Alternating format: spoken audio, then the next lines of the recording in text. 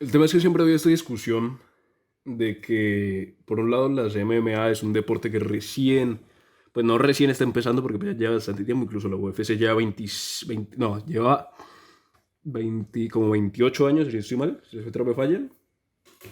Y antes de eso, pues estaba Pride, que era como la segunda, y antes de eso, pues no eran MMA como tal, pero pues estaba el Pancrase, estaba el Vale Tudo en Brasil, estaba, o sea, distintas organizaciones, o pues digamos las disciplinas, por ejemplo, el Jiu-Jitsu viene de Brasil desde hace años, ¿sí? O décadas, pero como tal el término de MMA, ¿sí?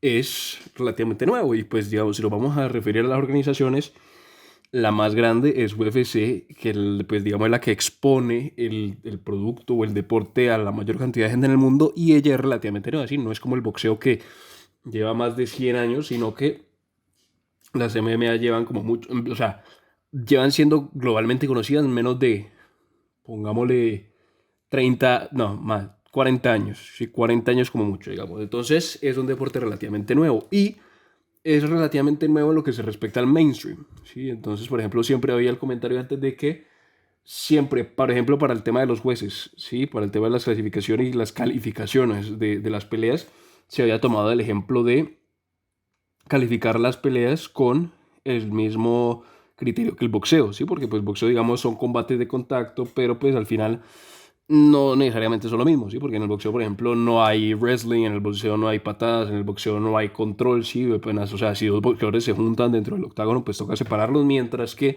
en MMA no, en MMA, pues digamos, eso es como ground control que hay ahí. Entonces, se intentó tener al boxeo como una base para poder calificar, por ejemplo, los rounds, todo lo que tiene que ver con el 10-8, el 10-9, todo esto, pero en realidad son dos cosas distintas. Y dentro de muchas ocasiones se ha comentado que porque dentro de las comisiones atléticas, que al final son las que sancionan y las que permiten o no la realización de los eventos, porque no se han integrado más personas de las MMA, ¿sí? Dentro del mundo de las MMA, para que, digamos, haya unos criterios mucho más correctos, para que sean unos jueces mucho más instruidos, para que la propia comisión tenga mucho más información con respecto al deporte y pues digamos para que el general digamos haya un mejor manejo. Y eso todavía, o sea, ha mejorado, se ha mejorado, por ejemplo, ahora no se ven tantos escándalos de pronto de comisiones o de jueces como antes de pronto, aunque todavía existen, pero yo creo que donde se ha comenzado a ver un cambio es ahora que ha entrado a los medios o al mainstream, ¿sí? Al público general, se ha visto que antes, cuando recién se estaba haciendo una cobertura de los eventos de, por ejemplo, como te digo, de UFC o de MMA mainstream, los reporteros y todas las personas involucradas eran que venían del boxeo, mayoritariamente, o que eran personas, entre comillas, o periodistas, entre comillas, genéricos, y no eran personas que estuvieran directamente involucradas encima. Pero a lo largo de los años, sí, a lo largo y al pasar el tiempo, esto ha cambiado porque, por ejemplo, ahora nosotros vemos, por ejemplo, ahora que UFC tiene el tema con ESPN, son muchos los nombres de ex peleadores que están tomando una importancia muy grande y que puede llegar a beneficiar dentro de estos medios. Por ejemplo, nosotros vemos a Paul Felder, a Dan Hardy, a Daniel Cormier, a Dominic Cruz, a Michael Bisping, al propio Chael Sonnen y a muchos más. Por ejemplo, hace poco salió un video de Conor, ¿sí? Viendo o grabando la televisión cuando aparecía Anthony Smith y el otro man que no me acuerdo cómo se llama, creo que era Mohamed, algo de ese estilo, pero era también un peleador que estaban dentro de un panel de análisis de un evento de MMA.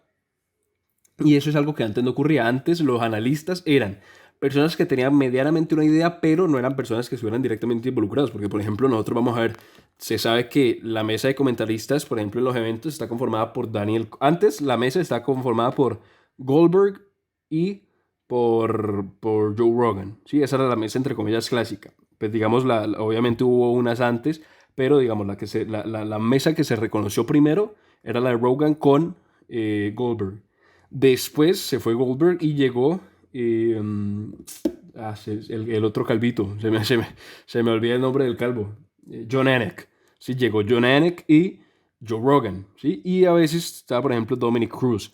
Pero ahora se ha establecido una nueva mesa de comentaristas, un nuevo grupo de comentaristas principal que es Joe Rogan, John Anik y Daniel Cormier. ¿Y por qué eso es importante? Porque Cormier, más allá de ser un conocedor de MMA, es un maldito doble campeón mundial de MMA. Por lo cual, o sea, uno puede llegar a ver a Cormier y uno, si uno no conoce el deporte, uno no piensa que este tipo es un doble campeón mundial y es condecoradísimo, obviamente, incluso antes de empezar en MMA, sino que en wrestling. Era condecoradísimo y después en MMA, pues digamos, llegó a ser doble campeón y dominante en todos los aspectos, ¿sí? Pero pues si uno no lo llega a conocer, no. Pero el hecho de que esté dentro de todo lo que tiene que ver con el tema, no solamente de comentarista de las peleas, sino dentro de los medios como tal, porque él también es analista, también está dentro de los paneles cuando, por ejemplo, hace los weigh-ins, que siempre, pues digamos, es lo que se expone al público. Siempre que hay una exposición, Cormier ha podido instalarse dentro de ese grupo que al final, pues digamos, como transmite las MMA al público más mainstream, ¿sí? Y entonces algo que beneficia al deporte es que un tipo como Cormier, ¿sí? Que uno a primera vista no pareciera, pero que si uno ve lo que tiene, que es doble campeón, y con toda la trayectoria que ha tenido, que ese tipo de personas estén involucradas en los medios, pues al final permite que haya una mejora muy importante dentro de lo que es el deporte, ¿sí? Porque al final permite que sean personas que instruyan a los demás, personas que informen a los demás, personas que expliquen finalmente a los demás y permite como generar, y aparte que el tipo es carismático, ¿sí? Por ejemplo, otro ejemplo es, por ejemplo, Chael Sonnen.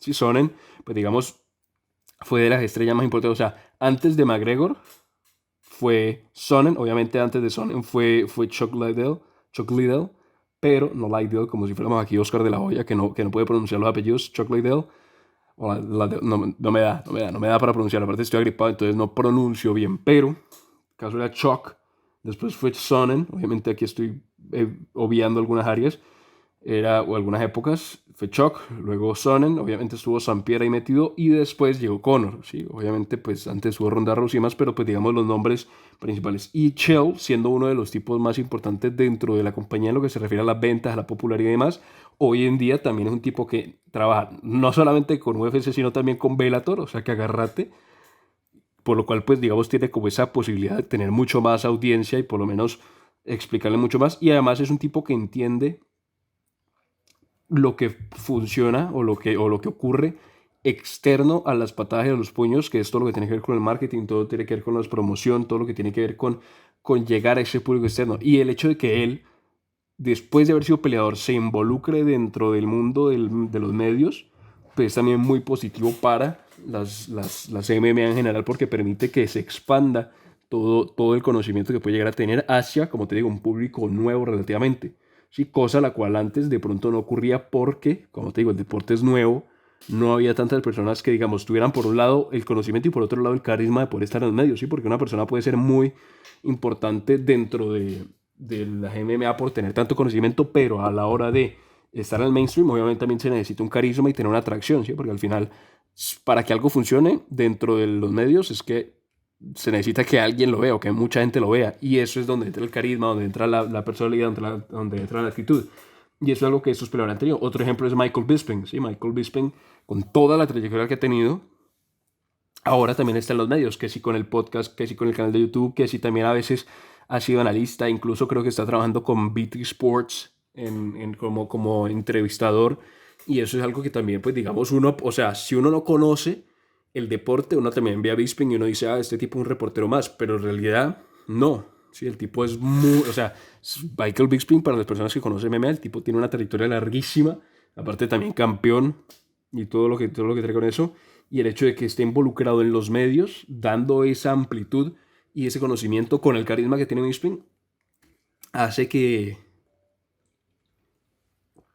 sea un beneficio para el deporte o sea, el tema es que antes no se tenían personas que estuvieran directamente involucradas o que tuvieran cierto trajín dentro del deporte porque era demasiado nuevo, pero a medida que ha ido avanzando, ¿sí? A medida que ha avanzando el deporte, a medida que ha ido evolucionando, aquellos expeleadores se han vuelto partes o personas de los medios, lo cual permite como regenerar la industria porque son personas que ya saben las bases del negocio de la industria, ¿sí? O del deporte, que además ya, pues digamos, tuvieron una trayectoria y aparte muy buena en muchos casos, y que ahora desde el puesto de comentarista, desde el puesto de los medios, desde el puesto de entrevistador,